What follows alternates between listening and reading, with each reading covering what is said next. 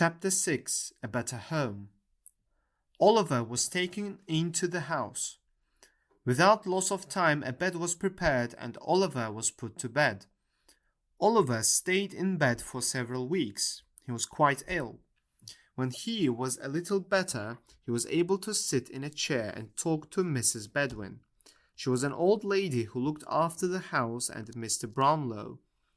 His new friends were very kind to him. Mrs. Bedouin smiled at him and she fed him well.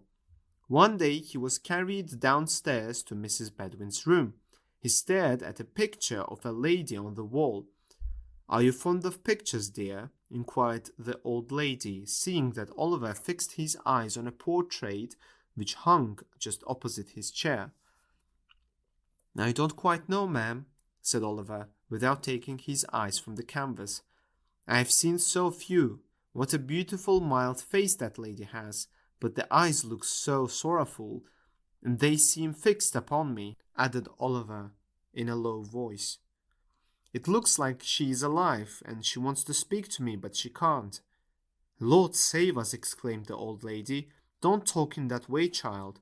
You are weak and nervous after your illness. Let me wheel your chair round to the other side, and then you won't see it. There, you don't see it now." Oliver did see it in his mind's eye, but he thought it is better not to worry the kind old lady, so he smiled gently and when she looked at him. After they heard a soft rap at the door. "Come in," said the old lady, and in walked Mr. Brownlow. Poor boy," said Mr. Brownlow. "How do you feel, my dear?"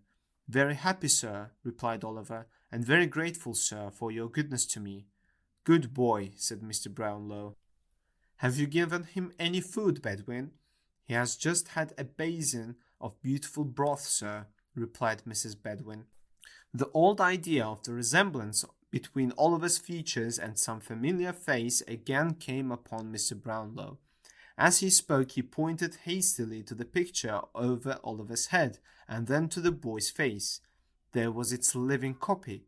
The eyes, the head, the mouth, every feature was the same. Oliver was not strong enough, and he fainted away.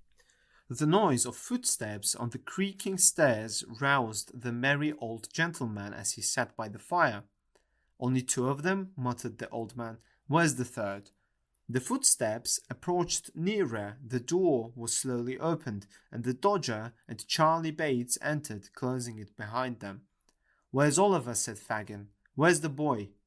The young thieves looked uneasily at each other, but they made no reply. "What has become of the boy?" said the old man, seizing the Dodger tightly by the collar.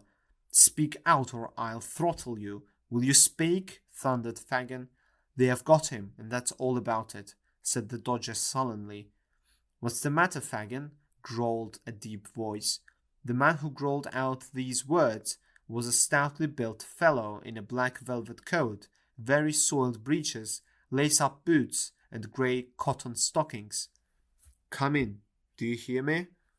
growled the man again. And the white dog, with his face scratched and torn in 20 different places, came into the room. "Lie down." This command was accompanied with a kick, which sent the animal to the other end of the room. The dog coiled himself up in a corner quietly, without uttering a sound. "What's the matter, Fagin?" said the man. "Hush, hush, Mr. Sikes," said the old man, trembling. "Don't speak so loud. They've got Oliver. I'm afraid that he may say something which will get us into trouble." "That's very likely," returned Sikes with a malicious grin. "And I'm afraid, you see," added Fagin, "I'm afraid that it may come out rather worse for you than for me, my dear." There was a long pause.